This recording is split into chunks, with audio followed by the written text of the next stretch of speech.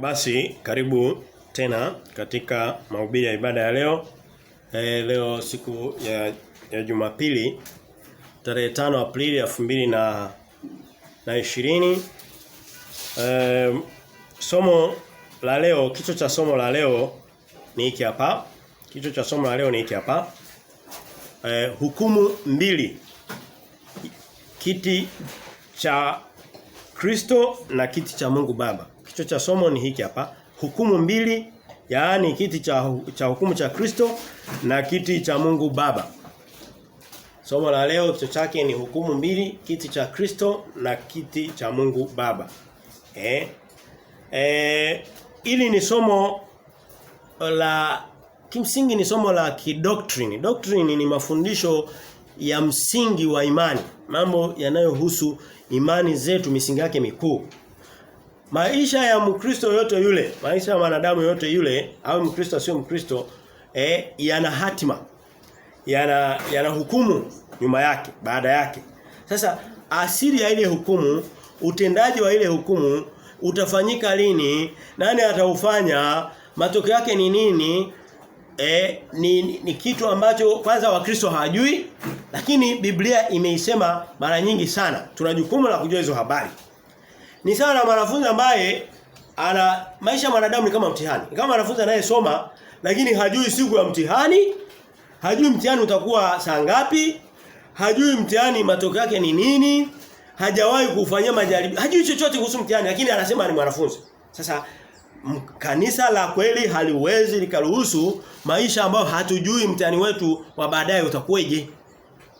Kama tuna uwezo wa kujiandaa katika, kwa mfano kama wanafunzi, watoto wetu wanajiandaa na mitihani, wanafanya majaribio mengi, wanarudia mara nyingi, wana taarifa kuhusu ile mitihani, wanajua hata sipofaulu matokeo yake ni nini, kila kitu. Alafu inakuwaje sisi hatujui habari za roho zetu? Kwa hiyo na leo makanisa yamesoma kama hili, yanaliona ni somo baya.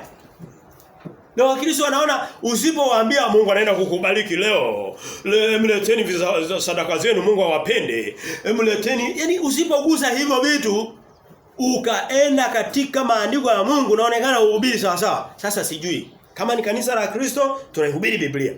Kama ni kanisa la dunia basi tutahubiri vitu vya dunia, lakini hii ni kanisa la Kristo. Kwa hiyo somo la leo tutajifunza kwamba hatima ya wanadamu, tutakuwa na hukumu mbili tofauti, na katikati yake kutakuwa na muda wa miaka 1000. Kwa hiyo ni somo la kidoctrine, yani kuelewa maisha yetu ya imani, vitu vinavyohusu maisha yetu ya imani, hatima yake hasa. Ni kitu cha msingi. Lakini watu hawajui. Kwa mfano tutakuja leo tutaona sehemu kubwa ile hukumu ya kiti cha Mungu Baba sitaisema sana kwa sababu kwanza inatisha. Kwa hiyo sitaigusa na haituhusu wale walioamini Kristo, haiwahusu. Lakini nitaongelea kwa wingi habari za kiti cha hukumu cha Kristo, ambacho sasa hicho ndo hakijulikani na Wakristo. Na hicho ndo kiti chao. Nicho kiti kinachowahusu. Ni sana watu, nitoe mfano labda wa duniani. Unaweza kukuta okay, mimi sio mpenzi wa mpira, nilikuwa napenda kipindi fulani, nikagundua ni upuuzi. Lakini utakuta leo watu wanafuatilia, unakuta wanajua mipira si ya Uingereza, Ulaya, si wapi gani, Ufaransa, wanajua Hispania, lakini labda ya nyumbani kwao hawajui. Kinachowahusu hawajui. Labda kama ni mpira wa nyumbani kwao hawajui. Okay, sina maana kwamba wajifunze mipira, hapana. Nimetoa mfano kwa kitu kilichozoeleka kwenye masikio ya wanadamu. Kwamba wanadamu wanahisi Wakristo, tena wengine ambao ni Wakristo wameokoka kweli, wanahisi kwamba kiti cha hukumu cha Mungu Baba kinawahusu. Hawajui, lakini kiti chao cha msingi na wanatakiwa kujiandaa kwa akili ya hicho, kwa sababu ya kiti hicho ni kiti cha Kristo. Kwa hiyo ni somo la msingi. Tuanzie katika kitabu cha Daniel. Daniel mlango ule wa, twende katika kitabu cha Daniel. Kwa hiyo kama utangulizi tu habari za hili somo na hiyo hukumu mbili, na hizo hukumu mbili ni nini maana yake? Twende katika kitabu cha Daniel. Habari njema ni kwamba, kabla tuenda huko, ni kwamba kama umemwamini Yesu Kristo na moyo wako ukakushuhudia na ukanena kwa kinywa, hukumu haikuhusu. Na hicho kinachoitwa kiti cha Kristo kimsingi sio hukumu, ni kiti cha thawabu, cha malipo ya kazi njema tuliyoitenda, au kazi mbaya ambayo sio dhambi tuliyoitenda. Kwa hiyo tutaona kwamba ni somo lenye habari njema ndani yake. Na ni somo la habari njema kwa sababu mtu amemwamini Kristo lakini anaishi na hofu kana kwamba atahukumiwa kama watu wasio na Kristo. Basi Kristo hajawafadia chochote. Kwa hiyo lazima tumjue Kristo wetu katutendea nini, katutoa katika hukumu mbaya na kubwa kiasi gani. Ndio maana ya somo la leo. Hem, tuone katika kitabu cha Yeremia. Mimi cha Danieli. Danieli mlango ule wa 12 mstari wa kwanza Biblia inasema hivi. Daniel 12:1 Biblia inasema hivi. Tuanzie Daniel. Tuanzie 1 na 2 Biblia inasema hivi. Anasema wakati huo Mikaeli atasimama, jemedali mkuu asimamaye upande wa wana wa watu wako. Kusoma katika Ufunuo mlango wa 12 habari za jemedali Mikaeli zinasemwa vizuri na ni habari za hukumu hizo. Na kutakuwa na wakati wa taabu. Nani ashasikia kitu kinaitwa dhiki kuu? Ndio Daniel anasema miaka mingi kabla ya ujio wa Bwana wetu Yesu Kristo, kabla ya kuja katika mwili. Anasema mfano wake haukuwepo tangu lilipokuwapo taifa hata wakati huo, na wakati huo watu wako wataokolewa, kila mmoja atakayeonekana ameandikwa katika kile kitabu. Anasema baada ya taabu hiyo kubwa, maana yake ndio ile dhiki. Wote tunajua kwamba hukumu haitakuja, ujio wa pili wa Yesu Kristo hatakuja bila kipindi cha taabu kupita. Kwa hiyo Daniel anakisema. Mstari wa pili anasema tena wengi wa hao walalao katika mavumbi ya nchi wataamka. Kuna ufufuo. Watu wamezara katika mavumbi ya nchi. Au watu watafufuliwa. Wengine wapate uzima wa milele. Wengine aibu na kudharauliwa milele. Kwa hiyo unaona kwamba kuna njia mbili hapa. Kuna wengine watapelekwa katika uzima wa milele na wengine watapelekwa katika aibu na mateso ya milele. Kwa hiyo unaona kwamba tayari kuna vitu viwili hapo vimeshaanza kusimama. Hem, tutoke hapo twende katika kitabu cha Mathayo mlango ule wa 25. Mathayo mlango wa 25 habari za hukumu zinaelezwa na Mathayo 25 miongoni mwa sura ambazo mimi kitu okay, ngoja nimalizie kauli nilikuwa nasema. Ni miongoni mwa zile sura ambazo watu wameshindwa kuzielewa. Na la kusikitisha vitu vinavyoeleweka vizuri kabisa watu hawataka kuvisikia. Wanatafuta vile ambavyo havieleweki na ndipo wanaweka imani zao. Kwa kweli neno la Mungu sio lote linaeleweka kwa kila mtu, ni kwa jinsi ya rohoni. Sasa unapochagua pale ambapo roho hajafunua, wewe ukasema hapa, na watu wanafanya hivyo kwa makusudi. Watu wa madini wanafanya hivyo ili kusudi kuchanganya. Kwa sababu wakwambia sehemu inayoeleweka utawapinga. Lakini wakitafuta ambapo haieleweki watakudanganya. Ngoja tupasome. Mathayo mlango ule wa 25, soma mstari wa 30 na moja. Anasema hivi. Anasema hapo atakapokuja mwana wa Adamu katika utukufu wake na malaika watakatifu wote pamoja naye, ndipo atakapoketi katika kiti cha utukufu wake. Unasikia kuna kiti. Hukumu yote ile haifanyiki bila viti. Lazima viti vikae hukumu iweze kufanyika. Kwa hiyo tunaona kiti cha, nasema atakapokuja mwana wa Adamu atakapoketi katika kiti cha utukufu wake. Kwa hiyo kuna kiti cha Kristo hicho. Watu wasiomwamini Kristo, hiki kiti hakiwahusu, sio cha kwao. Sikiliza maneno, anasema hapo atakapokuja mwana wa Adamu katika utukufu wake na malaika watakatifu wote pamoja naye, ndipo atakapoketi katika kiti cha utukufu wake. Tutakuja kuona kwamba kuna kiti, Kristo anakaa peke yake, anahukumu watu wake, na actually sio anawahukumu, anawapa zawadi. Au wale wasio stahili zawadi watakuwa huko pale wanawapigia wengine makofi. Au watakuwa wamefungiwa kwenye chumba kwa sababu siku ya zawadi wanaohusika ni watu wa kuzawadiwa. Kwa hiyo hiki kiti ni cha Kristo peke yake. Anaendelea mstari wa 32. Na mataifa yote watakusanyika mbele zake. Mbele ya nani? Ya Kristo. Naye atawabagua kama vile mchungaji abaguavyo kondoo na mbuzi. Ataweka kondoo mkono wake wa kuume na mbuzi mkono wake wa kushoto. Kisha mfalme atawaambia wale walioko mkono wake wa kuume, njoni mliobarikiwa na baba yangu. Tutakufuatilia mpaka mwisho, lakini si vizuri twende kwa undani zaidi. Kwa sababu hii sura tushaihubiri, lakini tutaihubiri. Somo la hukumu ni somo muhimu sana. Ni muhimu kuliko hata hilo la baraka. Haya. Tuone mstari wa 41, turuke tuone mstari wa 41. Biblia inasema hivi, 41. Biblia inasema hivi. Kisha atawaambia na wale walioko mkono wake wa kushoto, ondokeni kwangu mliolaaniwa, mwende katika moto wa milele aliowekewa tayari Ibilisi na malaika zake. Huyu anayehukumu ni nani? Ni Mungu Baba au ni Kristo? Huyu ni Kristo. Haya, watu wasiomjua Kristo, watu wanaomtukana. Hivi wewe una kesi na hakimu alafu ukaenda ukamtukana. Kwanza ataweka pembeni kesi yako, atashughulika na wewe kama wewe. Ndivyo ilivyo. Okay, labda Kristo sio hakimu wanadamu. Hata angalia kesi zao kama, lakini ataangalia wokovu wao upo haupo. Kwa hiyo tunaona kwamba kuna makundi mawili, kuna hawa huko na hawa wa huko. Hem, tuendelee mbele. Tuende katika kitabu cha Waebrania. Waebrania mlango wa 9 mstari ule wa 27. Ukienda katika kanisa ukasikia mtu anaanza kuwachekesha sana alafu akamwambia maneno mengi aliyoyaona, nilitoka nikaenda Nairobi, nikakutana na nini, kale ka kijana kakaja ujue huyo amekuja kuwafanyia maigizo. Ukitaka nenda, kuna movie theater ziko pale Mlimani City. Ndipo ndio nafasi yake. Vichekesho viko movie ya theater ya movie. Neno la Mungu linatakiwa ndilo litawale hoja na kinywa cha mhubiri.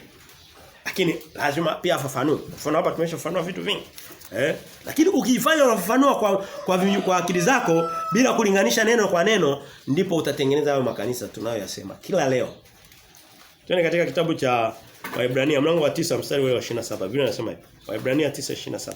Biblia inasema hivi. Na huo mstari ni muhimu sana tunapoenda kupeleka injili. Jana tulikuwa tunautumia sehemu fulani.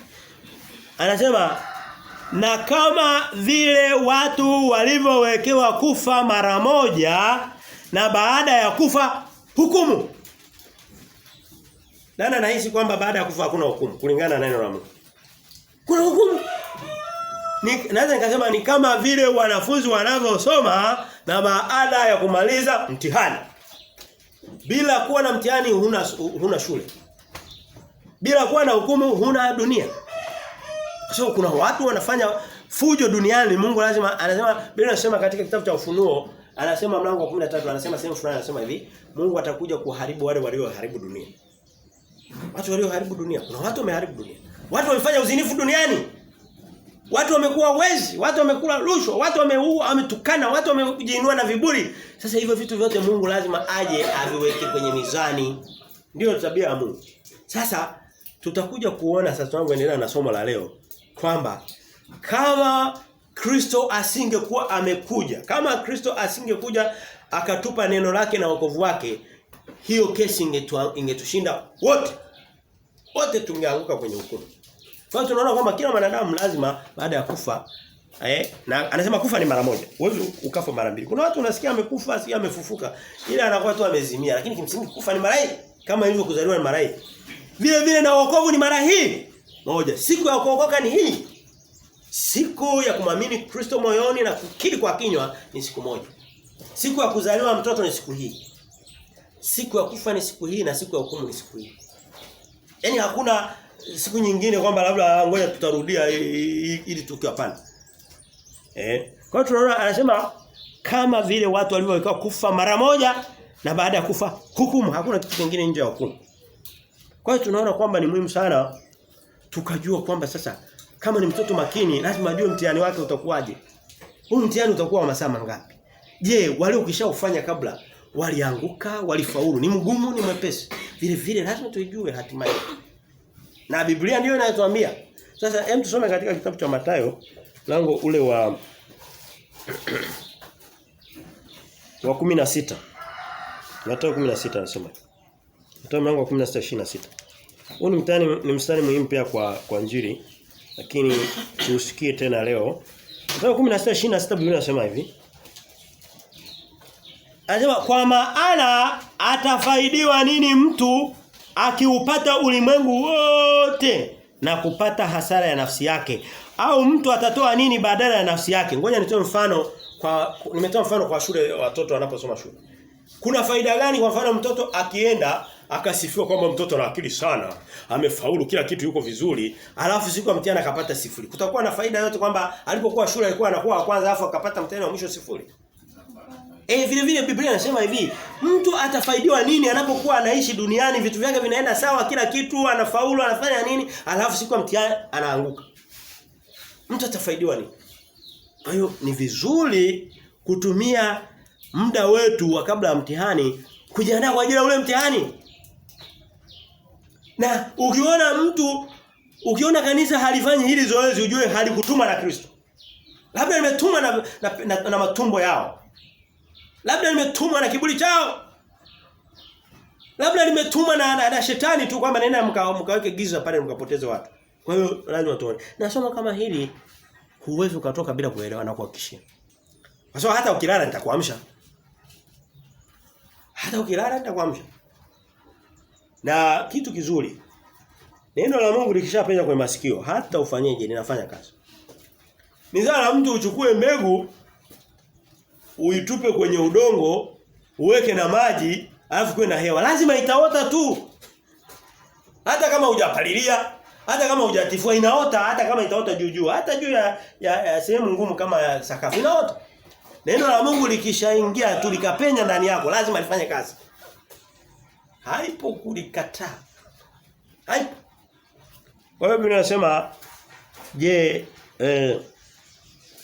tulikuwa kwenye Mathayo 16. Turudi Mathayo 10:39. Biblia inasema. Mathayo 10:39. Biblia inasema hivi. Mathayo mlango wa 10 mstari wa 39. Biblia inasema hivi.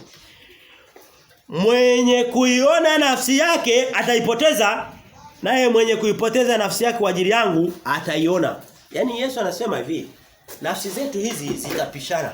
Yule ambaye nafsi yake anaitendea mema, anaitunza, anasema sitaki shida, nataka ni enjoy maisha yangu na nini. Anasema huyo matokeo yake nafsi yake itapotea. Na anasema kinyume chake sasa, yule ambaye yuko tayari kuihatarisha na kuitoa nafsi yake kwa ajili ya Kristo, huyo ataisalimisha. Yaani kwa kuna expiry iko hivi. Hii ya huku itaenda huku na hii itaenda huku.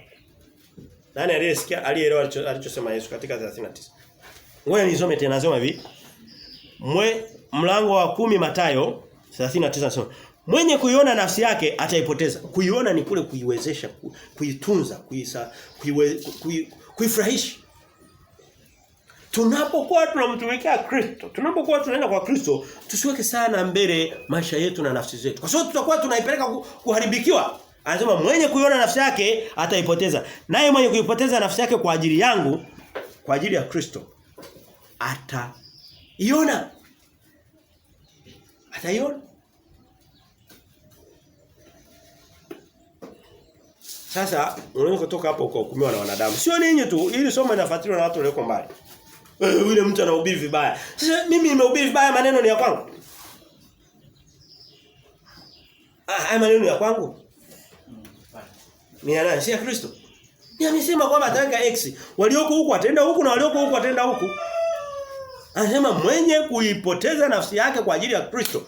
Unaitoa nafsi yako, unasema kesho napeleka injili, nitakutana na watu watakuwa wananipinga. Nitajisikia aibu. Watu lakini naipeleka anyway.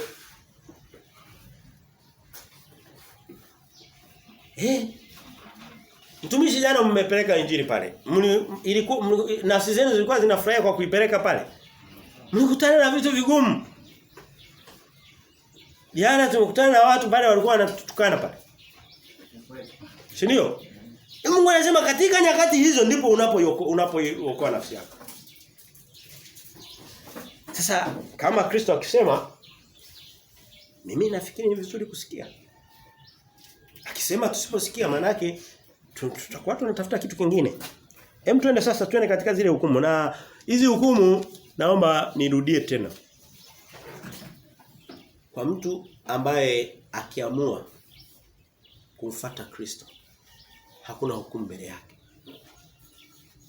Hem, tusome kwa hiyo hukumu ya kwanza inaitwa kiti cha hukumu cha Kristo.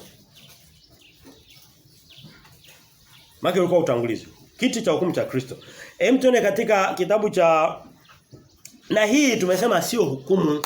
Hii ni siku kama ya unajua mfano uliotoa, niendelee na mfano ule, ni mfano wa watoto wanaosoma shule. Shule nyingi na vyuo vingi huwa kuna siku fulani ya kutoa zawadi. Inaitwa prize giving ceremony. Hata kitaifa nafikiri kuna siku waziri wa elimu huwa anatoa zawadi kwa watoto waliofanya vizuri kitaifa. Ile ni siku kabla ya matokeo, yani sio siku ambapo wanaofeli, waliorudia mitihani, hiyo inakuwa baadaye, inaanza hii ya kabla. Watu waliofanya vizuri wanakusanywa, wanapewa zawadi zao. Sasa hii inaitwa ni hukumu. Ni hukumu kwa sababu zawadi hazitalingana. Lakini sio hukumu kwa sababu kwamba huyu anaenda kutupa motoni, hapana. Biblia iko wazi. Lakini kitu kikubwa, kitu cha kwanza, tuhakikishe tuko katika ile siku ya kupewa zawadi, hata kama ni kwenda kupiga makofi tu. Kwa sababu ambaye atakuwa yuko katika hiyo hukumu, anasema huo ndio ufufuo wa kwanza, anasema hataona ufufuo milele, kwa sababu ufufuo wa pili ni ufufuo wa mauti, wa hukumu. Kwa hiyo siku ya kwanza ya kiti cha hukumu cha Kristo sio hukumu, kwa sababu Biblia inasema tuone katika kitabu cha Warumi mlango wa kwanza.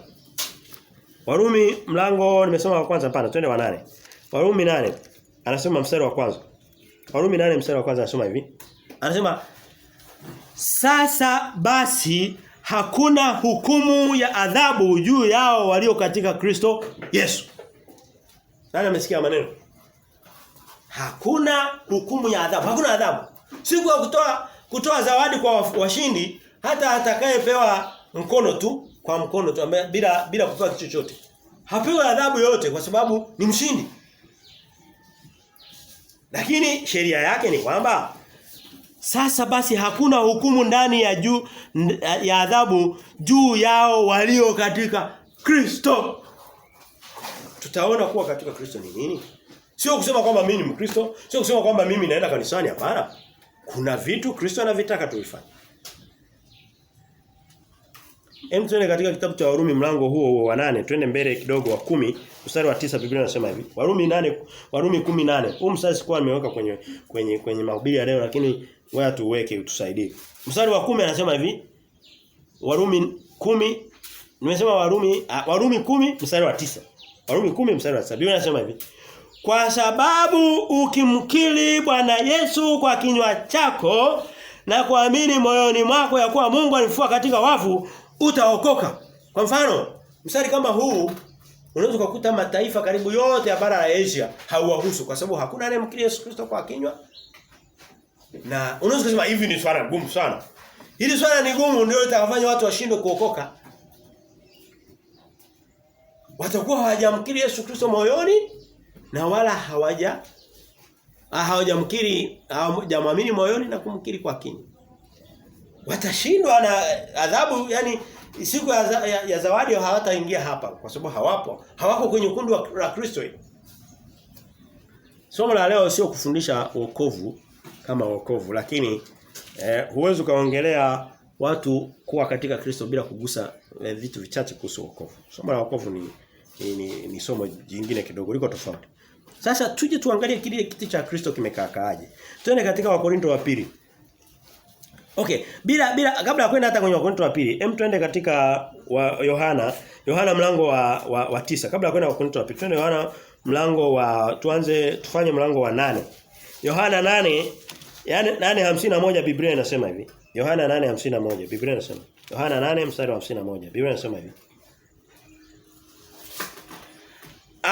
Amini nawaambia, Kristo anasema mwenyewe. Na neno likisema na Kristo jua ni amina. Anasema na anaanza na amini, kwa hiyo anasema ni kweli. Mtu akilishika neno langu hataona mauti milele. Hajasema mtu akiingia kanisani hataona mauti milele. Mtu akinitolea zawadi hataona mauti milele. Mtu akinitolea sadaka, hapana. Mtu akilishika neno la Kristo hataona mauti milele. Hakuna kitu kingine ambacho unaweza kufanya nje ya neno kama.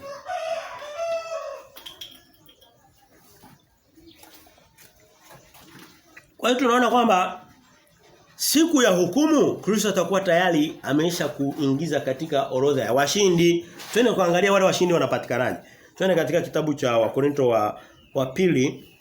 Wakorinto wa pili mlango wa 5 na mstari wa 10 unafafanua kile kiti kitakuwaje. Na tutaona pia katika Wakorintho wa kwanza. Ule ni mstari mzuri sana. Hem tusome na ni mstari mtamu. Huwa na upenda mstari wa Wakorintho wa pili mlango wa 5:10. Biblia inasema hivi. Anasema kwa maana imetupasa sisi sote. Sasa hapa hakuna kuchagua. Na Paulo anaongea na kanisa. Hao ni watu wa kanisa. Hapa anaongea na watu wasio wa Kristo. Wakorintho wa pili 5:10 anasema hivi, kwa maana imetupasa sisi sote kudhihirishwa mbele ya kiti cha hukumu cha Kristo. Mbele ya kiti cha hukumu cha Kristo. Lazima sisi sote. Yaani unaweza ukasema nitapita huko na pana, nasema lazima tusimama mbele ya Kristo. Watu walio wa Kristo. Atakuwa anatuuliza nini?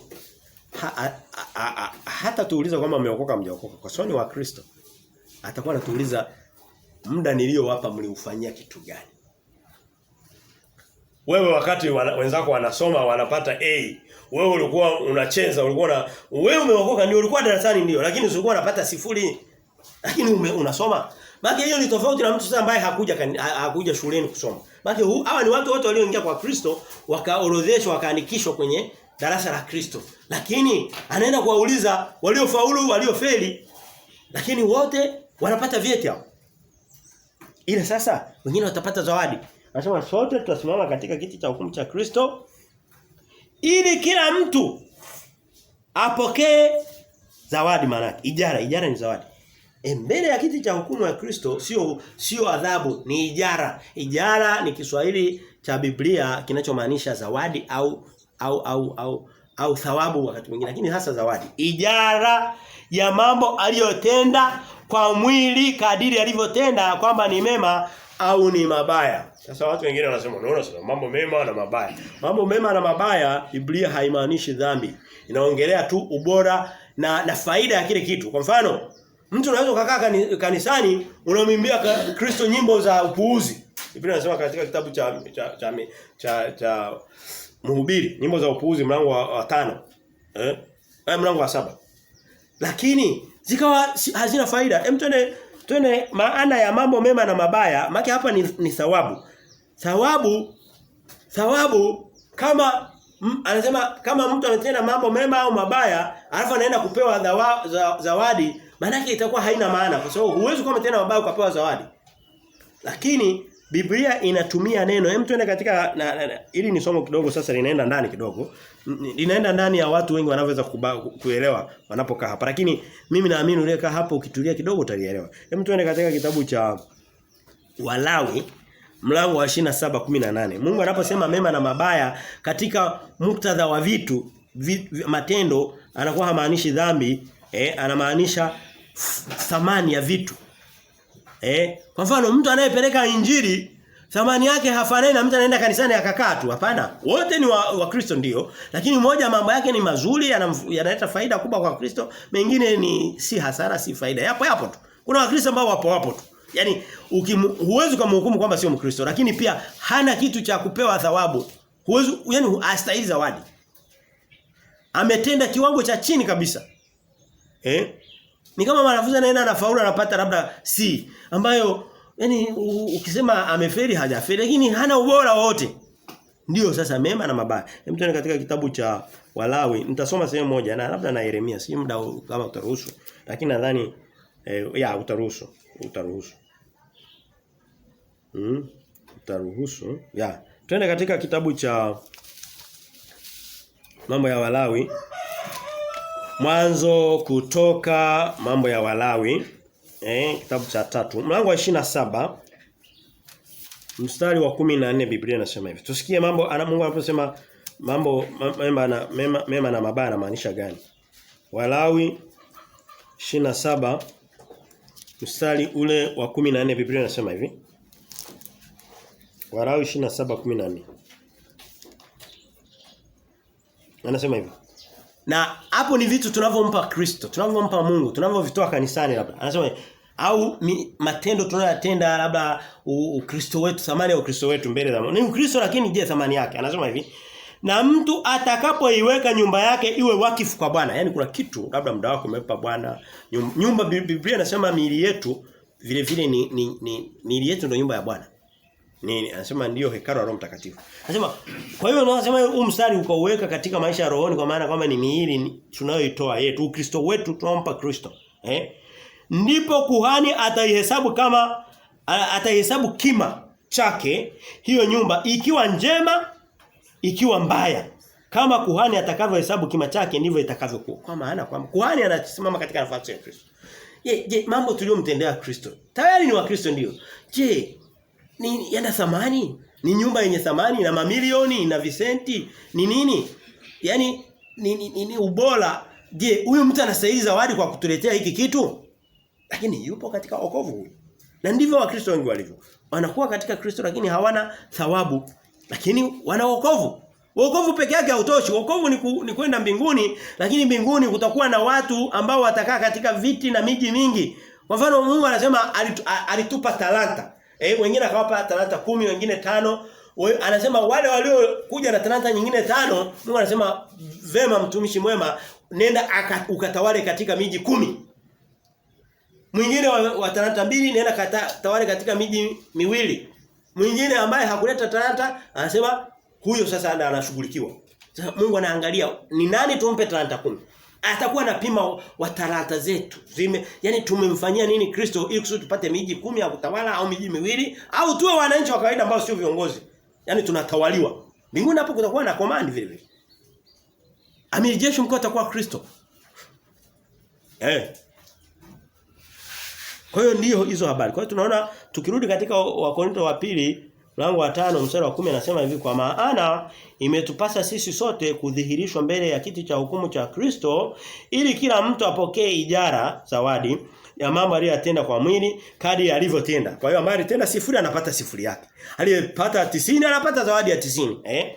Kwamba ni mema au ni mabaya. Tuende katika kitabu cha Tulikuwa tumesoma hiyo habari, unaweza sitaenda kule, lakini kwa mtu ambaye anafuatilia maandiko anaweza pia akaisoma katika kitabu cha Yeremia mlango wa 24 mstari wa 2 na wa 3. Yeremia 24:2 na 3 kuna habari za tini. Tini ni matunda. Ni matunda ambayo Mungu anayapima kwamba kuna haya matunda tunampa. Yaani unamletea matunda mazuri Mungu au unamletea matunda mabaya? Na huwezi kusema kwamba dhambi ni matunda mabaya. Dhambi ni dhambi. Haina thamani yote. Ina adhabu hiyo. Kwa hiyo Mungu anaposema tutapima wema wetu na ubaya wetu, anapima ni zawadi ipi atupe. Kwa hiyo sitaenda katika Yeremia. Badala yake tulikuwa katika Wakorintho wa pili, turudi kushoto, utaruka Wakorintho wa kwanza sura zote 16, ingia katika Wakorintho wa pili mlango wa 14 mstari wa 10. Nimesema ni Warumi 14:10. Warumi 14:10. Kitabu cha Wakorintho bado kimenikaa sana. Sasa tulikisoma sana. Hayo bado kinarejea sana kwenye fikra zangu. Warumi mlango wa 14 mstari wa 10, Biblia inasema hivi. Na hii naomba niisome katika King James kwa sababu wameivuruga. Ndio ile mistari ambayo imechafuliwa. Kwa hiyo nitaisoma na nitaitafsiri kutoka katika King James. Tushaona kwamba Biblia ya Kiswahili madhara yake ni makubwa, na ndio sababu Wakristo wa Tanzania wanaosoma Biblia ya Kiswahili hawaelewi Biblia. Hawaelewi. Anayeelewa niambie kama yupo, simjui. Wewe amejisifu sana, sijajisifu. Sina tabia kujisifu. Na kama nayo basi Mungu aiue. Twende katika Warumi mlango wa 14 na tuisome katika King James. Warumi, baada ya Matendo ya Mitume kuna kitabu cha Warumi pale. Warumi 14 mstari wa 10, Biblia inasema hivi. Anasema maneno yale ambayo tunaona katika Wakorintho wa pili 5, anayarudia katika Warumi. Biblia ina tabia ya kujirudia ili kusudi tusiwe na tashwishi. Mstari wa 10 anasema hivi. Anasema, but why does thou judge thy brother? Or why does thou set at naught thy brother? For we shall all stand before the judgment seat of Christ. We shall all stand before the judgment seat of Christ. Anasema tutasimama wote mbele ya kiti cha hukumu cha Kristo. Ukisoma katika Biblia ya Kiswahili anasema katika hukumu ya kiti cha Mungu. Sasa Mungu, Kristo ni Mungu ndio. Lakini neno Mungu linaanza kama Mungu Baba. Na kwa watu walio wengi ukisema mbele ya kiti cha Mungu kama ilivyoandikwa kwa Kiswahili utakuwa unahisi kwamba anaongelea kile kiti cha Mungu Baba. Kile kiti cha Mungu Baba utakisoma kwenye Ufunuo mlango wa 20 sio sasa hivi. Na kiko tofauti, hakihusiki na hapa. Hiki ni kiti cha Kristo. Na anasema kwa nini unamhukumu ndugu yako? Na Biblia inaposema brother au ndugu anamaanisha mtu aliyeokoka. Watu wa duniani hawatasimama mbele ya kiti cha Kristo kwa sababu hakiwahusu. Hawajajiandikisha kwenye ule mtihani, yani sio candidates. Sio watahiniwa wa ule mtihani. Wao watahiniwa wao ni wa Mungu wao aliyowaomba. Kile kiti cha pili kile. Hiki cha kwanza ni watu waliojitoa huku wakajiandikisha kwa Kristo. Na kujiandikisha kwa Kristo lazima uende uombe. Unaomba Kristo, naomba uniandike kwenye kiti cha uzima cha kwako. Usipokuwa huko unabaki kwenye kile kiti cha kwanza kile, cha pili cha Baba. Na kile tunakiona. Kwa hiyo tunaona kwamba sehemu ya pili tunaona sehemu mbili za msingi kabisa. Kama msomaji wa Biblia akumbuke. Wakorintho wa pili mlango wa 5 mstari wa 10 na mstari wa 10 na Warumi 14 mstari wa 10 ukisoma kwenye King James kitu cha Kristo kimeelezwa waziwazi. Tutasogea na kinaelezwa tena katika Wakorintho hii nitarudi sasa katika Kiswahili kwa sababu lugha yetu. Wanarudi kwenye King James nikishagundua kuna makosa. Ukienda katika Wakorintho wa kwanza mlango wa 3. Kwa hiyo tulikuwa kwenye Warumi, tunarudi kuulia zaidi, tutaingia kwenye Wakorintho wa kwanza, tutasoma mlango wa 3. Tusome mstari wa 11. Pale kafafanua sasa. Kafafanua ile thawabu, ile ijara itatoka kwa vipimo vipi? Yaani ametoa ufafanuzi mpana zaidi. Anasema katika mlango wa 3 wa Wakorintho wa kwanza anasema hivi, mstari ule wa tuanze wa 11 anasema hivi. Anasema Paulo alikuwa anaongea na Wakorintho, anaambia dunia wa Kristo wa dunia nzima anasema hivi. Maana msingi mwingine hakuna mtu awezaye kuuweka isipokuwa ni ule uliokwisha kuwekwa, yaani Yesu Kristo. Alichokuwa anasema, unajua kuna watu wengine wanataka kutumikia mambo kumtumikia Mungu nje ya msingi wa Kristo. Wanakuambia sisi tunamwamini. Kama mfano Wayahudi mpaka leo hawamwamini Kristo, wanasubiri mpinga Kristo ndiye atakuwa Mungu wao. Na atatawazwa katika hekalu linalojengwa Yerusalemu. Yule Kristo wa Kristo hawamjui. Na wote mnalijua hilo. Na makanisa yanajiunganisha, sisi twende tukajifunze namna ya kuomba kwa hao. Mnaenda kujifunza kumwabudu mpinga Kristo. So wale wanampinga Kristo. Nani anaamini kwamba Wayahudi wanamwamini Kristo? Hawamwamini, si ndio? Basi sio ndugu zako waombee wamwamini Kristo, na mimi nawaombea sana. Ila sitaungana nao katika kumpinga Kristo, wale walioamua kumpinga Kristo. Wao anasema kuna watu leo wanataka kutenda matendo mazuri, wanasema tunaenda mbinguni, lakini anasema wanataka kuweka nje ya msingi wa Kristo. Paulo anasema haiwezekani, vitu vyote lazima ukitaka viwe na thamani vijaze juu ya alichokiweka Kristo. Na huwezi kujenga juu ya Kristo bila kumwamini Kristo hata siku moja. Sasa anasema mstari wa 11 anasema hivi, Wakorintho wa kwanza 3:11 anasema hivi, maana msingi mwingine hakuna mtu awezaye kuuweka isipokuwa ule uliokwisha kuwekwa, yaani Kristo. Mstari wa 12 anasema lakini kama mtu akijenga juu ya msingi huo, kwa hiyo anasema ukitoka ukajenga juu ya Kristo, umeshaamini Kristo, lakini ukaanza kuweka matendo mazuri, na ndio injili ya matendo mazuri. Matendo mazuri Mungu atayalipa thawabu. Hayalipi wokovu, hapana, kwa sababu tayari hao watu wako ndani ya Kristo. Anasema lakini kama mtu akijenga, niko nasoma mstari wa 12 wa Wakorintho wa kwanza 3. Anasema lakini kama mtu akijenga juu ya msingi huo, akajenga na vitu, anasema nini? Dhahabu au fedha au mawe ya thamani au miti au majani au manyasi, kazi ya kila mtu itakuwa dhahiri. Mtu anayemtumikia Kristo, hata kama ameokoka, mtu akishaokoka akimtumikia Kristo, anasema kuna wengine wanakuwa wanajenga kwa dhahabu juu ya Kristo. Wengine wanaweka majani tu. Wakristo wengi wanaweka majani kwa Kristo. Huwezi ukawa unaishi katika maisha ya dhambi, alafu unasema kwamba unajenga juu ya Kristo msingi, hapana. Hayo majani. Huwezi ukawa unaishi maisha ya binafsi, unajirisha wewe, huwajui wenzako ufanye nini, ukasema kwamba unaweka kitu chochote kwa Kristo. Hapana. Hayo ni majani. Huwezi ukawa Mkristo ambaye hupeleki injili kwa watu wengine wakaokoka kama ambavyo wewe umeokolewa. Alafu ukasema kwamba unatafuta unaweka kitu chote cha maana kwa Kristo. Ni majani hayo. Na anaendelea mstari wa 13. Anasema maana siku ile itadhihirishwa. Kimsingi haka ni kahukumu fulani, si ndio? Kuna kahukumu hapo. Ndio sawa inaitwa kiti cha hukumu cha Kristo. Japo ni thawabu. Na tutaona kwamba hii sura kwa kweli kimsingi somo lote limejengwa kwenye hii sura. Somo lote. Haya maandiko tunasoma. Anasema hivi. Maana siku ile itadhihirisha kwamba lazima kitu kitakuwa wazi. Hakuna maficho ficho. Leo hii watu wanakuambia mimi nampenda sana Kristo, mimi namwamini Kristo.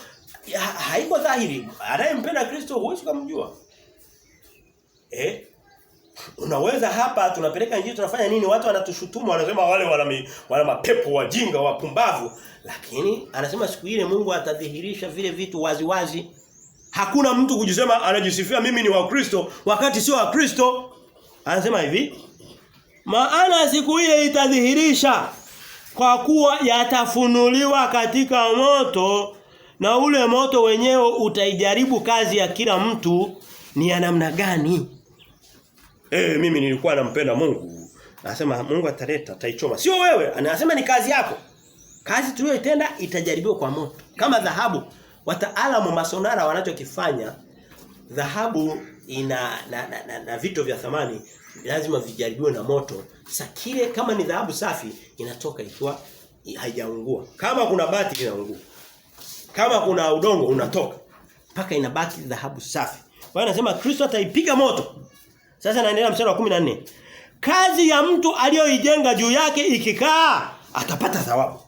Kwa hiyo siku hiyo sasa ni aina fulani ya hukumu lakini sio kwa kutupa mtu motoni. Tunaona mstari huu. Kwa hiyo kama kazi yako itajaribiwa ulioifanya, watu uliowapelekea wokovu, upendo ulioonyesha kwa watu, maisha ya usafi ulioishi mbele ya Kristo, anasema akiipiga moto ikabaki salama, anasema unapata zawadi. Anaendelea mstari ule wa 15. Kazi ya mtu ikiteketea anakuwa amepata hasara kwa sababu ukifanya kazi alafu usipate ikateketea maana yake ni hasara. Kwa mfano unajenga nyumba alafu inapigwa moto, inaungua, inakuwa majivu, maana yake ni hasara. Lakini anasema hivi, sikiliza huo mstari ndio msingi wa somo la leo. Kabisa. Anasema hivi. Ila yeye mwenyewe ataokolewa lakini ni kama kwa moto. Huyu mtu ameokoka hajaokoka? Huyu mtu kaokoka. Ila hana thawabu yote. Ila haingii hukumuni. Kama Kristo alivyosema katika mlango wa 8 wa Rumi anasema hakuna atakaye hukumiwa adhabu ndani ya Kristo. Kristo hawezi akapinga maneno yake. Leo hii Mkristo fundisho dogo kama hili ni confusion kwake. Anafikiri matendo yake mazuri atampeleka kwa Kristo. Anasema hapana, lazima iwajenge juu ya Kristo. Sasa yakishapigwa moto, kikibaki chochote kile ndicho unapata thawabu kwake. Lakini usipopata, basi wewe unaokoka. Unaenda hivi unaenda kuwa mwananchi wa kawaida kwa Kristo. Huna chochote kabisa cha unachokipata ni wokovu. Na huo wokovu sio wa kwako, ni wa Kristo. Kwa hiyo huna kitu chochote kizuri kwa sababu hata huo wokovu sio wa kwako, ni wa Kristo. Unaenda tu kwa yaani ni kama umepewa free pass. Sasa mapenzi ya Kristo ni nini? Atupe wokovu wa bure, tukishafika tujenge kitu juu ya Kristo. Tupeleke injili watu waokolewe. Na kuhakikishia hakuna ukichukua karoho kamoja ukakafikisha mbinguni kwa Kristo, thawabu yako haitakupungukia hata siku moja. Ndiyo Kristo anachosema. Kwa hiyo tusidanganywe. Tusome kutoka katika kwa hiyo ili kimsingi hili somo tunaweza kusema yaani halitakiwi kuchanganya kwa chochote kile. Hapa hatuongelee mtu yote nje ya Kristo. Tunaongelea mtu ambaye yuko ndani ya Kristo, alimwamini Yesu Kristo, na tumeshaona maana ya kumwamini Kristo ni kumwamini moyoni kwa kulisikia neno lake na kulitamka kwa kinywa na kulikiri. Kristo, naomba uniokoe, lazima utamke. Ni kama mtu yuko mtoni anazama, lazima upige kelele, uombe jamani naomba msaada. Wanakuokoa. Kristo ananyosha mkono wake anakuchukua. Sasa msaada upo. Swala tu ni kukubali, ni kuupokea.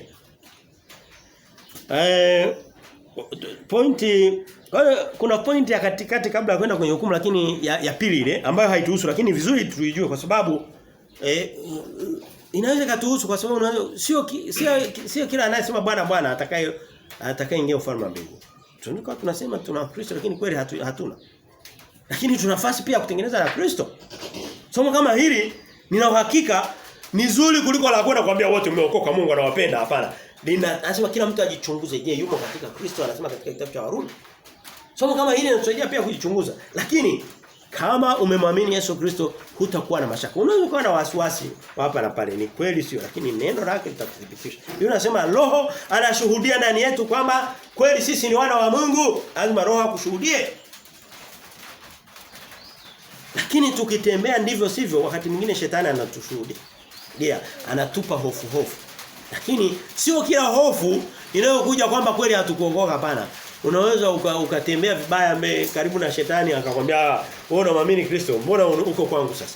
Na haikuzuii, bado unakuwa uko ndani ya Kristo. Bado Biblia inasema hakuna atakaye kunyang'anya katika mkono wa Kristo. Hayupo. Ukimwamini Yesu Kristo si dhambi, si nini. Anasema sio mauti, sio mamlaka, sio nguvu, sio uchi, sio njaa. Anasema Yesu. Anasema katika mlango wa 8. Si kwa somo la leo, lakini tunaweza kurudi pale mlango wa 8 wa Warumi. Anasema hakuna kitu chochote. Mlango wa 8 mstari wa 38.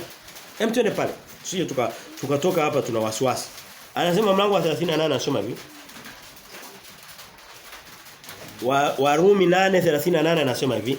Kwa maana nimekwisha kujua hakika ya kwamba wala mauti, wala uzima, wala malaika, wala wenye mamlaka, wala yaliyopo, wala yatakayo kuwepo, wala wenye uwezo, mstari wa 39. Wala yaliyo juu, wala yaliyo chini, wala kiumbe kingine chochote hakitaweza kututenga na upendo wa Mungu ulio katika Kristo Yesu Bwana wetu. Yaani anasema hakuna kitu kingine kinaweza kututenga na Kristo.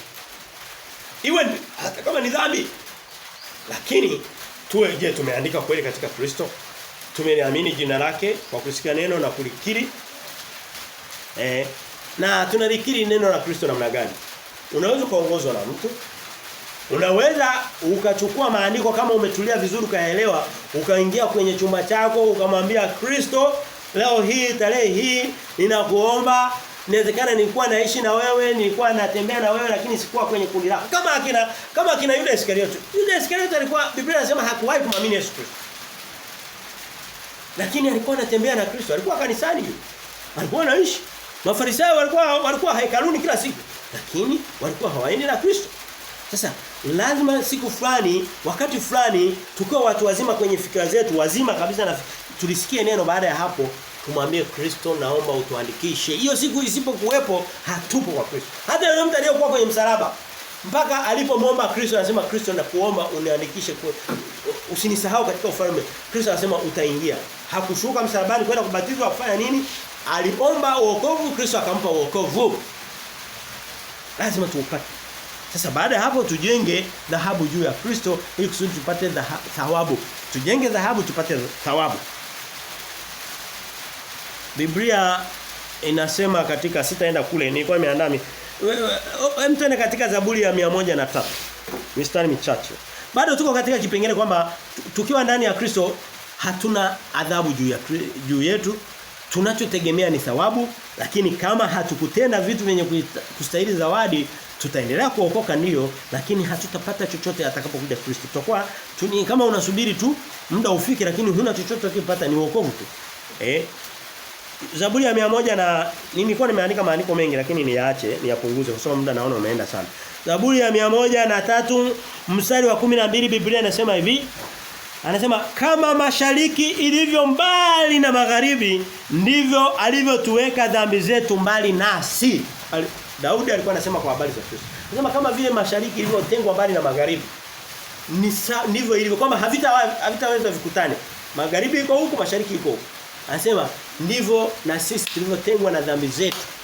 Je, hatuzitendi? Tunazitenda. Je, zinahesabiwa? Hazihesabiwi kwa sababu tuko ndani ya Kristo ambaye shazilipa. Lakini tuko ndani ya Kristo sio kwa kuwa kanisani, hapana. Ni kwamba Kristo yuko mioyoni mwetu.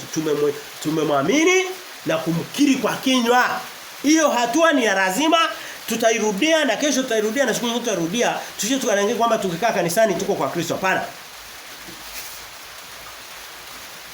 Anasema katika kitabu cha ningesema kwenye Yeremia lakini tukitafute katika Warumi, katika Waebrania. Na hii ndio sehemu ya mwisho ninapoenda. kabla ya kwenda kwenye kile kitu cha pili. Waebrania mlango ule wa 8 Biblia inasema mstari ule wa Waebrania 8 akiwa anamnukuu Yeremia anasema hivi. Anasema hivi. Waebrania mlango wa 8 mstari wa 12 Biblia inasema Waebrania mlango wa 8 mstari wa 12 inasema kwa sababu nitawasamehe maovu yao na dhambi zao sitazikumbuka tena. Maana yake ni nini? Tunapokuwa katika Kristo, tukisha muamini Kristo moyoni baada ya kulisikia neno lake na kukiri kwa kinywa, Mungu hakumbuki dhambi zetu tena. Kwa hiyo hii sio hukumu.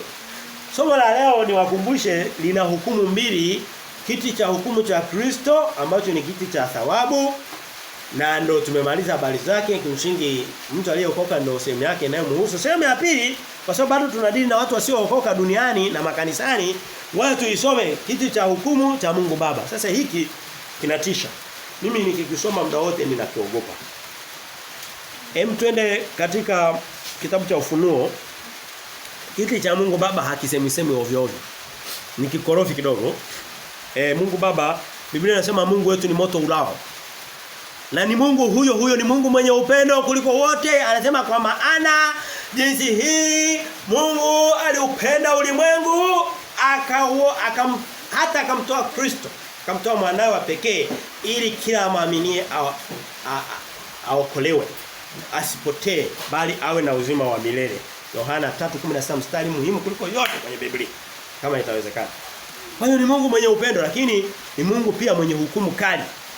Anasema katika kitabu cha Ufunuo mlango ule wa 20, Ufunuo 20 ndo habari ya kiti cha hukumu cha Kristo inapoelezwa wazi. Cha Baba kinapopatikana. Mstari wa 11 Biblia inasema hivi. Kisha nikaona kiti cha enzi kikubwa cheupe. Sasa hiki kiko tofauti. Kwanza ni cha enzi. Pili ni kikubwa. Tatu ni cheupe. Kama ni kitakatifu.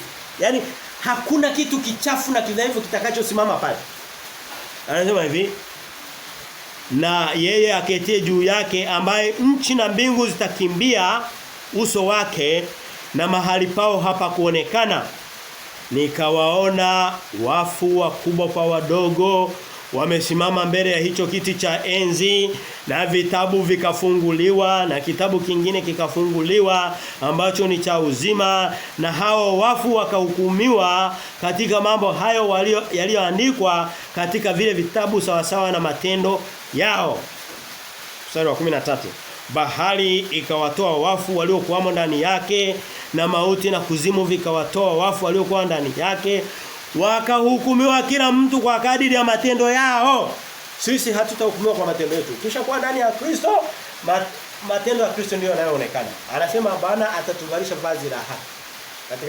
Katika Isaya mlango wa 61. Anasema mstari wa 10 anasema Bwana amenivalisha vazi la haki.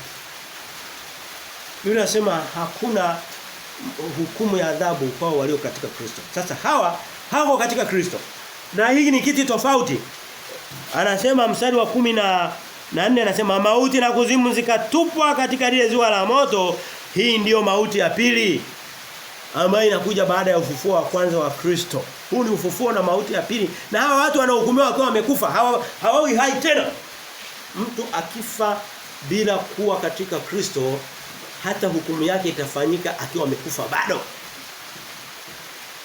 Anasema mstari wa 10 anasema mauti na kuzimu zikatupa katika ile ziwa la moto. Hii ndiyo mauti ya pili, yaani hilo ziwa la moto. Na iwapo mtu yeyote hakuonekana ameandikwa katika kitabu cha uzima ambacho ndio kile kitabu cha Kristo, alitupa katika lile ziwa la moto. Habari imeishia hapo. Mstari wa 21 tunaona mbingu mpya. Mungu amemalizana na habari. Kwa sababu mbingu ilishakimbia. Anasema kisha nikaona kiti cha enzi kikubwa. Mstari wa 11 tulipoanzia, yeye aketie, anasema na mbingu zikaondolewa. Petro anasema katika Petro wa pili mlango tutafika pale baadaye. Anasema mbingu za sasa zitaondolewa kama ukurasa. Anasema zitakosa hata pa kukaa. Sasa mstari wa mlango wa 21 Ufunuo anasema kisha nikaona mbingu mpya na nchi mpya. Mungu Baba anaumba upya sasa. Anasema tazama yote yamekuwa mapya. Yale ya kale yamepita watu waliookolewa wametolewa katika ule ulimwengu wa zamani wanapelekwa katika nchi mpya. Sijui kama Mungu ataomba vitu vingine vitaumo katikati. Basi dunia mpya na mbingu mpya na Mungu alivyokuwa amepanga mambo ya kale yatakuwa sasa sawa na makusudi yake ya awali kabla dunia haijaingiwa na dhambi. Ukisoma katika mlango huu wa 20 mstari ule wa 4 mlango wa 20 Ufunuo. Tumetoka kusoma mstari wa 11 mpaka mwisho wa sura. Mlango wa 4 anatoa kidogo taarifa kuhusu kile kiti kilichotangulia cha Kristo. Anakisema tena kwenye mlango huu wa 4 anasema hivi, kisha nikaona viti, mlango wa 4 ambao ni tofauti na kile kingine tulichosoma cha mlango wa 10 mstari wa 11. Hapa tuko sio mlango wa mstari wa 4. Ufunuo 24 anasema hivi, kisha nikaona viti vya enzi wakaketi juu yake nao wakapewa hukumu. Hapo kuna hukumu kanaendelea, sio kile kiti cha cheupe kile. Nami nikaona roho zao waliokatwa vichwa kwa ajili ya huduma ya Yesu Kristo. Hawa watu ni wa Kristo hawa. Ni wale wa hii ndio ile hukumu ya kwanza tuliyosema ya Kristo. Haina uhusiano na hii ya pili. Hii naona hii ya kwanza inaongelea habari za Kristo. Hii ya pili ni ya dunia yote. Mstari wa 4 anasema, kisha nikaona viti vya enzi wakaketi juu yao nao wakapewa hukumu, nami nikaona roho zao waliokatwa vichwa. Hawa ni watu walioteseka pamoja na Kristo. Biblia inasema katika Timotheo wa pili mlango wa pili mstari wa 12 anasema hivi, tukiteseka pamoja naye tutatawala pamoja na Kristo vile vile. Kwa hiyo hawa watu wamekatwa vichwa kwa ajili ya ushuhuda wa Kristo. Hawa wametukanwa, wamepeleka injili watu wakawatemea mate. Wamepeleka injili watu wakawadharau, wakawacheka. Yamkini wako katika kanisa la Baptista FB Mbezi. Yamkini. Ndio unaona hawa watu. Anasema hivi, waliokatwa vichwa kwa ajili ya ushuhuda. Hawa watu wanapeleka ushuhuda. Kushuhudia ndio kupeleka injili by the way. Wa Yesu. Na kwa ajili ya neno la Mungu, hawa watu wanacheza na neno la Mungu, hawachezi na sadaka. Na kwa ajili ya neno la Mungu, na hao wasiomsujudia mnyama. Kuna kundi jingine la watu na Biblia inasema watu wasiomsujudia mnyama ni wale waliomwamini Yesu Kristo. Ukisha kuwa nje ya Kristo, lazima mnyama atakupitia tu. Anasema hivi, wala sanamu yake. Huyo hao watu hawajaabudu sanamu wala mnyama.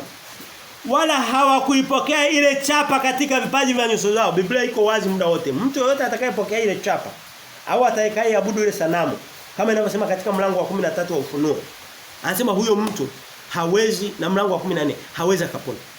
Hata pona lazima ataingia katika ile hukumu ya pili. Wakristo wasiojua vizuri habari za mnyama unaweza kusema Wakristo kwa maana kwamba wamo ndani ya kanisa lakini hawajamwamini Kristo. Ni rahisi sana kumpokea mpinga Kristo. Kwa hiyo itakuwa ni sehemu ya kwanza ya wao kumkosa Kristo. Anasema hivi, wala hawakuipokea ile chapa ya katika vipaji vya nyuso zao wala katika mikono yao, nao wakawa hai. Hawa watu wanakuwa hai wakati wale walikuwa wafu, wale watu waliotoka kuwaona wale kwenye kiti cha Baba. Hawa wanakuwa hai wakatawala pamoja na Kristo miaka 1000. Kuna kipindi cha miaka 1000 ya utawala wa Yesu Kristo, ya watu waliomwamini Yesu Kristo. Sasa katika huo utawala wa miaka 1000 ndipo pia kutakuwa na zile thawabu. Hao wafu waliosalia, wale ambao hawako katika Kristo sasa, hawakuwa hai, hawana wa kuwafufua. Kristo anasema mimi nitawafufua siku ya mwisho. Hawa hawana mfufuaji. Walimwamini Maria. Maria atakuwa hana mamlaka. Waliamini masanamu. Walimwamini Muhammad, Allah na upuzi mwingine wote. Hawakuwahi kumwamini Yesu Kristo. Waliamini Sabato. Na Sabato na itapoteza watu. Waliamini kunena kwa lugha, waliamini miujiza. Waliamini baraka, waliamini mafuta ya kukanyaga, waliamini kucheza mbele. Tumchezee Bwana. Hapana, hawajawahi kumwamini Yesu Kristo. Biblia inasema ukisoma katika Mathayo mlango wa 7 mstari wa 21, 22, 23 anasema wengi watakuja wataniambia Bwana hatukufanya unabii kwa jina lako. Je, hatukutoa pepo kwa jina lako Bwana na hukuhubiri katikati yetu? Anasema sikuwahi kuwatambua ninyi. Hamjawahi kujiandikisha kwangu. Hamjawahi kuniomba wokovu. Mliamini miujiza. Mlikuwa mnaamini ufufuo na uzima. Hamkuwahi kumwamini Yesu Kristo. Lazima tuongee kwa msisitizo kwa sababu hapa kuna watu kupotea milele. Hapa kuna jehanamu ya moto. Anasema mstari ule wa 5, hao wafu waliosalia hawakuwa hai hata itimie ile miaka 1000. Huo ndio ufufuo wa kwanza. Sasa baada ya miaka 1000 ndipo sasa kiti cha hukumu cha Baba tulichokisoma kitasimama. Kusoma tuendelea sana. Twende katika kitabu cha Petro tufunge. Petro wa pili mstari wa 3 Biblia sema. Petro wa pili mstari wa 3. Mlango wa 3 samahani. Petro wa pili 3 anasema. Kitabu cha Petro kama ulikuwa kwenye Ufunuo rudi kushoto utapitia Yuda, utapitia Yohana wa 3 wa pili wa kwanza, utaingia kwenye Petro wa pili. Anasema hivi. Mlango wa 3 Petro wa pili mlango wa 3 tusome mstari wa 7 Biblia inasema hivi. Anasema hivi. Anasema lakini mbingu za sasa na nchi zimewekwa akiba kwa moto. Tunaenda mbinguni. Anasema hata hiyo mbingu nayo itachoma moto. Anayesema ni Petro. Kwa hiyo anayefikiri kwamba anajua sana ajiulize mara mbili. Na Petro anasema Roho Mtakatifu wa Mungu. Anasema lakini mbingu za sasa na nchi zimewekwa akiba kwa moto kwa neno hilo zikilindwa hata siku ya hukumu. Ndio tumeona kwamba zile nchi zinaondoka na mbingu inaondoka, watu wanasimama mbele ya kiti cha Baba, alafu mbingu mpya ndio inakuja kuumbwa na nchi mpya inaundwa upya. Anasema lakini mbingu za sasa na nchi zimewekwa akiba ya moto kwa neno hilo zikilindwa hata siku ya hukumu na ya kuangamia kwao wanadamu wasiomcha Mungu. Kwa nyingine ni watu wasiomwamini Yesu Kristo. Mstari wa 13 kwenye sura hiyo anasema hivi. Ruka mbele sana. Hizo habari ni ndefu sana. Anasema lakini kama ilivyo ahadi yake tunatazamia mbingu mpya na nchi mpya. Tumetoka kuisoma sehemu nyingine kwenye Ufunuo ambayo haki yakaa ndani yake. Sasa katika mbingu mpya ya Mungu na nchi mpya hakutakuwa na dhambi tena. Dhambi zitakuwa zimeshaangamizwa kwenye sura iliyotangulia. Amini kwenye mstari sura ya 20. Sura 21 itakuwa salama na Petro anasema katika nchi hiyo kutakuwa na haki peke yake na wema na Mungu atakuwa katikati ya watu wake. Nilisema kwamba tunafungia hapo lakini tunaweza twende katika kitabu cha Zefania. Na tufungie hii sura mstari wa mwisho. Zefania mlango ule wa kwanza. Soma katika kitabu cha Zefania. Hizi habari sio za kubahatisha, zinapatikana Biblia yote. Kwa hiyo hata kwenye manabii wadogo ambao na uhakika watu wengi hapa hamjawahi kusoma kitabu cha Zefania. Labda ni watu wawili au watatu. Ni vizuri neno la Mungu lote tulisome. Soma Zefania baada ya Hagai ya Habakuki, kabla ya Hagai kuna Zefania pale. Anasema hivi, mlango wa kwanza, mstari wa pili Biblia inasema hivi. Sema Mungu anasema nitavikomesha kabisa vitu vyote visionekane juu ya uso wa nchi. Anasema vitu vyote vitaondoka. Na ukisikia Mungu amesema kitu, hata usipokiona leo, ujue siku fulani kitatimia. Anasema nitakomesha vitu vyote visionekane juu ya uso wa nchi, asema Bwana. Na Bwana ni kwa herufi kubwa hii. Anaendelea anasema nitamkomesha mwanadamu na mnyama, nitakomesha ndege wa angani na samaki wa baharini na hayo makwazo pamoja na wabaya. Nami nitamkatilia mbali mwanadamu asionekane juu ya uso wa nchi, asema Bwana. Mtu anaweza kusema sasa haya maandiko tangu Zefania aseme haya maandiko hayakutimia. Yesu alikuja baadaye miaka kama 400 baada ya Zefania akawakuta wanadamu mpaka leo tupo, lakini tunaona katika Ufunuo ya maneno ya Zefania yanatimia katika Ufunuo mlango wa 20. Na yanatimia pia katika kitabu cha Petro. Kwa neno la Mungu limeshikana lote. Tumshukuru Mungu. Baba, tunakushukuru kwa fadhili zako. Asante kutujulisha hatima ya maisha yetu. Asante pia kutupa wokovu hata pale ambapo hatukustahili. Asante Mungu kubeba dhambi zetu na kutupa vipawa vya wokovu hata pale ambapo Baba sisi ni wachafu. Tunakushukuru Kristo, tunaomba wokovu wako kawafikirie wengine na yote atakayetusikiliza kutokea mbali, Mungu kampe wokovu huu na wengine wote ambao Mungu umewania. Baba bariki kusanyiko hili, bariki siku ya leo, bariki wiki inayokuja. Mungu tunakufikisha katika siku ya Pasaka na amani na baraka zako. Mfalme tunakushukuru, bariki watoto katikati yetu, wakubwa katikati yetu na kila mmoja anayekatawale. Na tafakari hii kaendelee katika mioyo yetu. Mungu tunakushukuru.